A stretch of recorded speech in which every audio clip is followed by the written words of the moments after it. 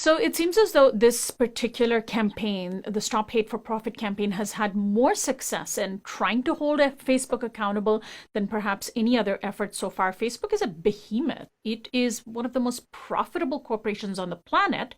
And now this campaign has succeeded in getting quite a large number of big advertisers from withholding their business. And advertising is how Facebook makes its money. How significant is this in your view? It's extremely significant because the instruments of power by which Facebook is sort of carried, in a sense, are its advertisers. It is a for-profit business. It is dependent on its corporate valuation, and it's dependent on its profitability.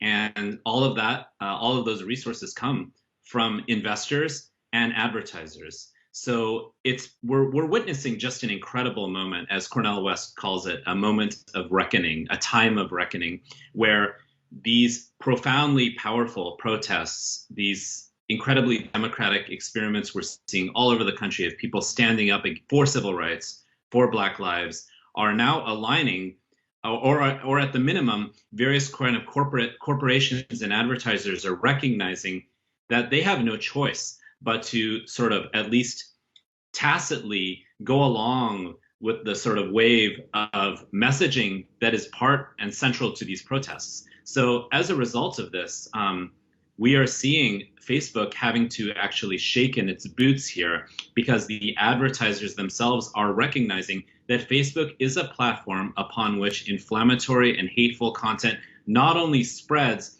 but in a sense, the platform is designed to actually proliferate that type of content, as we've talked about for years, actually. Yeah.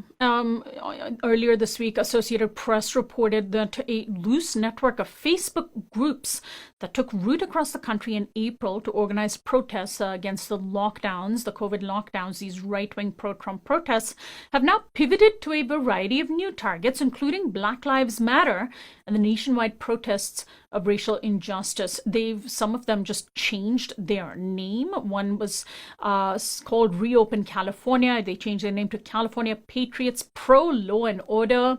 And so clearly this is a platform that has been quite useful for these small but highly vocal groups to spread their hate. And then you see the memes that they proliferate, many of which are flat out false and or hateful and or racist, proliferate, get shared without question. I have pro-Trump relatives who in person are perfectly nice people who share some of these images and some of these false narratives that foment